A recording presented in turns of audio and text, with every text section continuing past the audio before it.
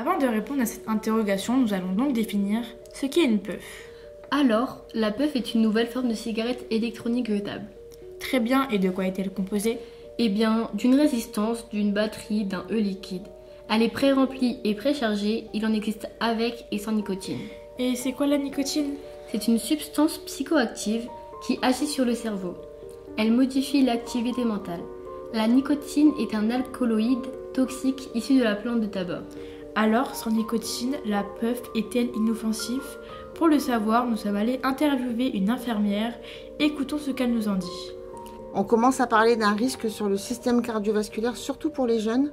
Il y a aussi un risque d'inflammation des voies respiratoires parce que tout ce qui est à l'intérieur de la puff, toutes les vapeurs sucrées, c'est des molécules chimiques et on ne connaît pas encore tous les risques que ça peut avoir. Et il y a forcément une toxicité qui va être découverte.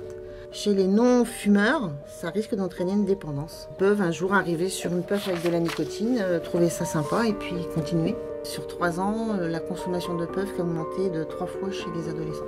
Donc je pense que c'est pour ça aussi qu'il y a un projet d'interdiction de vente. Et elle n'est pas la seule à le penser. Sur les sites internet therataba.com et eliquide-die.fr, nous retrouvons son point de vue. D'ailleurs, qu'en est-il du côté de la loi? Justement, une proposition de loi a été déposée au Parlement le 15 novembre 2022 et elle a été adoptée le 5 février 2024 à l'unanimité avec des modifications. Pour en finir, nous avons lu le magazine Geek Junior de mai 2022. 32 pays ont déjà interdit la vente de ces puffs, mais 84 pays autorisent encore cette vente.